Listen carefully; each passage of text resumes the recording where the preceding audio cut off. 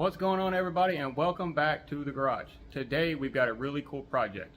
We're going to try our hand at do-it-yourself powder coat. I went and picked up all the supplies this afternoon, so we're going to try it out and see what the results are, see if I can learn how to do this good and how hard it is. Let's see.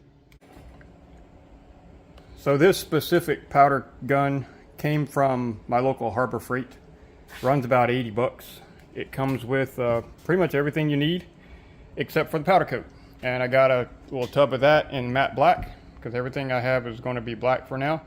If I can get better at this, maybe I'll get some colors. But for now, this is what we got to work with.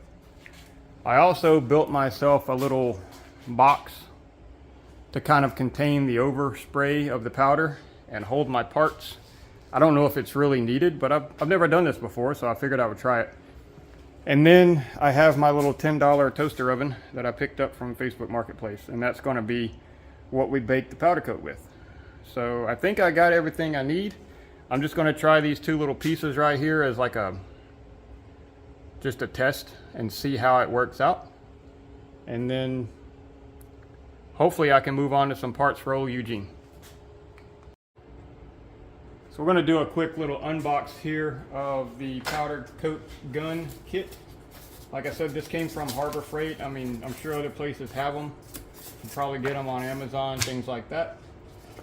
Looks like we got a couple of powder containers.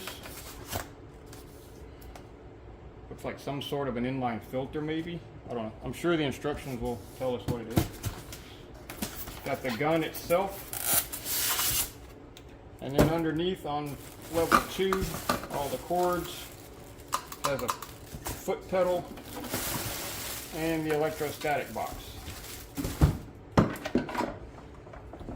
So in case you guys are unaware, that's how powder coat systems work. You charge the part that you're coating with an electronic charge, and then the powder is charged with the opposite charge. Opposites attract, so when you spray the powder, it sticks to the part using static electricity, basically. It helps with overspray and helps with wasted material, helps it stick better. Then once you get all the powder on the parts, you throw it in the oven at 400 for about 20 to 30 minutes until it melts, and then when you cool it down, it rehardens, and it's harder than paint. So we're going to try it out. This looks a little daunting, but hopefully we can figure it out. Alright, so I got everything unpacked and laid out here. This is a moisture catch, but I already have one in line on the airline, so this is disposable or replaceable. So I guess after so many uses you're supposed to replace it, but I don't think I'll have a problem because I have one over there mounted to the wall with the regulator. I grabbed my funnel, so I thought I was going to have to pour some powder, but then I made the realization that the packaging that the powder comes in from Harbor Freight matches. So that's really cool. You can just screw this thing straight on there.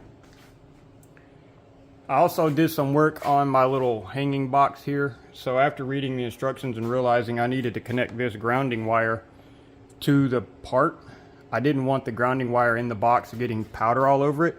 So I made this be a pass-through lug. It's just a screw with some washers and nuts, but the ground wire can connect to that, and it's connected because it's all metal, and then that's onto the parts.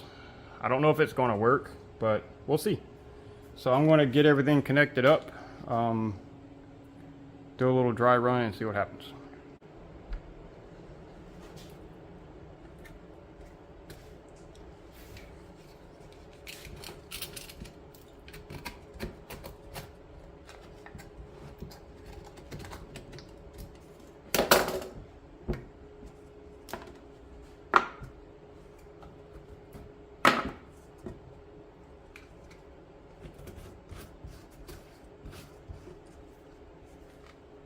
The instructions do say to shake it up a little bit and then let it set for a couple of minutes and let the powder settle down. I'm already making a mess. Wow. This is going to be fun.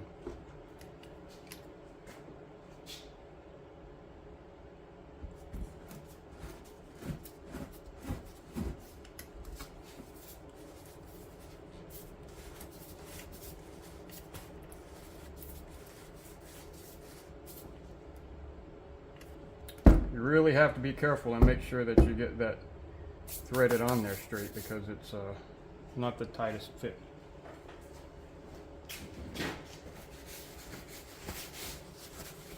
All right, I've already got my air hose set to 20 psi. The instructions say 15 to 30, so I shot the middle.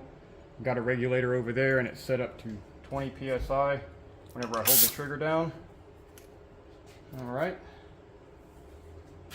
turn on the power, and then I assume you just push on the pedal and spray the stuff. Right? Right. That's what happens.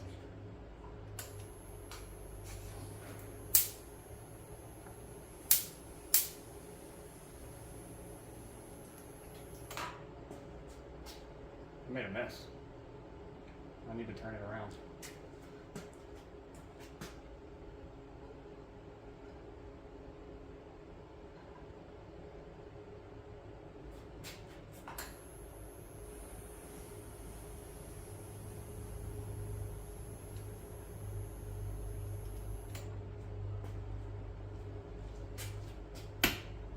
Probably should be wearing PPE for this. I did not.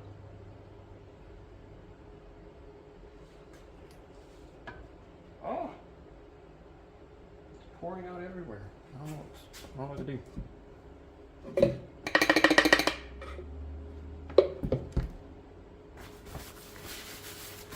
So it's a cluster.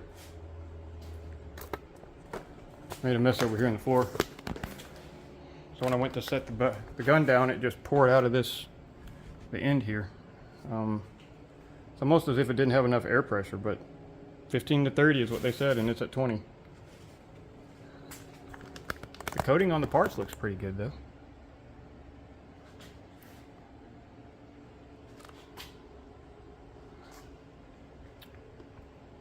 All right, I'm gonna hang it in the oven here and fire it off. See what happens.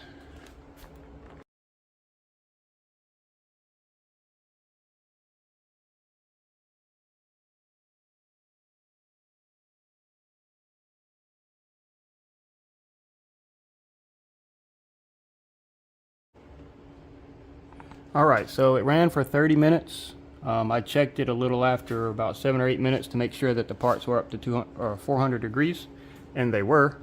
So I let it run for an additional 20 minutes like the instructions said. It's kind of hard to see in there. Let me grab a light. I mean, they look pretty good.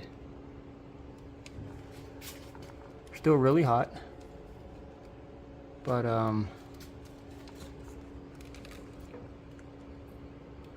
gonna let them cool down, and we'll pull them out and check the finish and see what they look like.